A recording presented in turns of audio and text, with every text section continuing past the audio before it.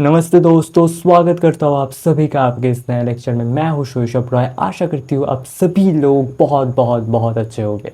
तो आज के इस लेक्चर में हम कैटायंस और एनायंस को कॉम्बिनेशन में जो सॉल्ट बनता है उसके बारे में डिस्कस करेंगे और उसको कैसे रिप्रेजेंट करेंगे हम वो भी देखेंगे। तो चलो फटाफट से स्टार्ट करते हैं।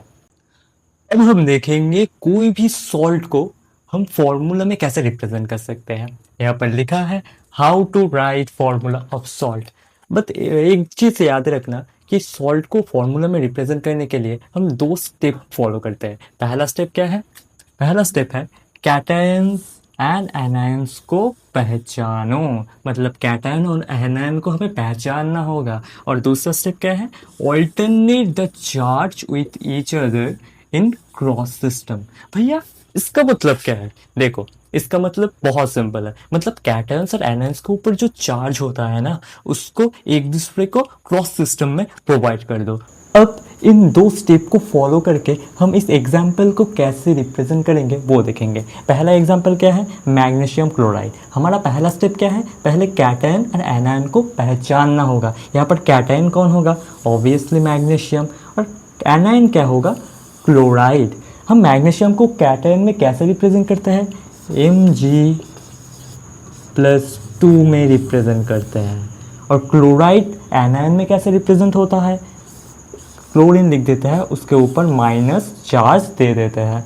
अब क्या है दूसरा स्टेप? क्या है? Alternate the charge with each other in cross system. मतलब एक दूसरे के ऊपर जो ये चार्ज है ना, वो एक दूसरे को प्रोवाइड कर दो इन क्रॉस सिस्टम। मतलब ये जो नेगेटिव चार्ज है ये मैग्नीशियम को दे दो और ये जो +2 चार्ज है ये क्लोरीन को दे दो। तो इसको फॉर्मूला में हम कैसे लिखेंगे? देखो, MgCl2 हो गया हमारा मैग्नीशियम क्लोराइड का सॉल्ट का फॉर्मूला। अब दूसरे एग्जाम्पल में क्या है? Aluminium sulphate. एल्यूमिनियम, इसमें फर्स्ट स्टेप क्या है? कैटायन एंड एनायन को पहचानो। तो इसमें कैटायन कौन होगा? एल्यूमिनियम होगा। एल्यूमिनियम को कैटायन में हम कैसे रिप्रेजेंट करते हैं? Al+3 में रिप्रेजेंट करते हैं। और सल्फेट को कैसे रिप्रेजेंट करते हैं? SO4 माइनस में रिप्रेजेंट करता है। ये एनायन है इसलिए इसको ऐसे रिप्रेजेंट करते हैं। अब क्या है? Alternate the charge with each other in cross system. मतलब ये एल्यूमिनियम के ऊपर जो +3 चार्ज है और SO4 के ऊपर 2 माइनस चार्ज है, उसको क्रॉस सिस्टम में एक दूसरे को प्रोवाइड कर देंगे। ये +3 चार्ज यहाँ पर चला जाएगा, ये -2 चार्ज यहाँ पर चला जाएगा। तो इसको कैसे लिखेंगे फिर? इसको लिखेंगे Al2SO4 होल 3 ऐसे लिखेंगे। भैया पर यहाँ पर होल आया, देखो क्यों आया यहाँ पर? क्योंकि जब एक एटम था तब डायरेक्ट तो चार्ज हम लगा दे रहे थे, पर यहाँ पर मल्टीपल एटम है, सल्फर भी है और 4 ऑक्सीजन भी है, इसलिए ये 3 चार्ज सब पे लगाने के लिए हम ऐसा लिख दिया। ये क्या हो जाएगा? Al2SO4 whole 3। तो एल्यूमिनियम सल्फेट को हम ऐसे फॉर्मूला में रिप्रेजेंट कर सकते हैं।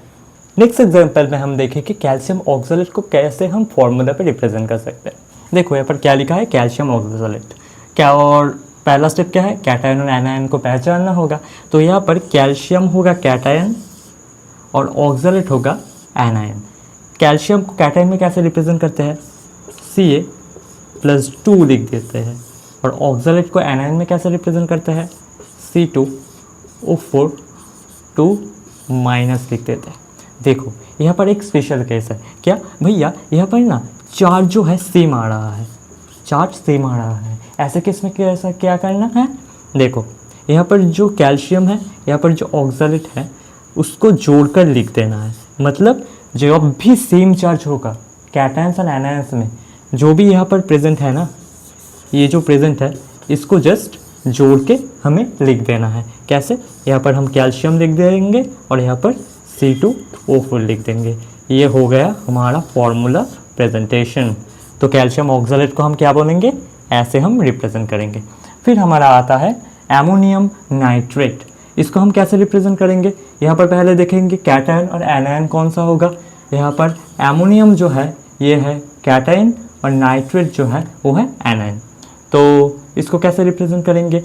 एमोनियम NH4 प्लस होगा और नाइट्रेट कौन सा होगा, NO3 माइनस होगा। इस केस में भी देखो चार्ज सेम है, मतलब इसमें जो प्रेजेंट है, ये जो एमोनियम प्रेजेंट है, ये जो NO3 प्रेजेंट है, इसको हम जस्ट जोड़ के लिख देंगे। कैसे, NH4 NO3 ऐसे हम लिख देंगे। Thanks to all of you इस लेक्चर को कम्प्लीटली देखने के लिए। जो जो भी चीज़ मैंने पढ़ाया है आशा करती हूँ वो सब चीज़ आपको समझ में आया होगा। आप इंश्योर करना कि आप नोट डाउन करते रहे और रिवाइज करते रहे। मैं हर वक्त आपके साथ रहूँगा, मिल के मचाएँगे, मिल के एग्ज़ाम में फोड़ेंगे। तो चलो बाय बाय।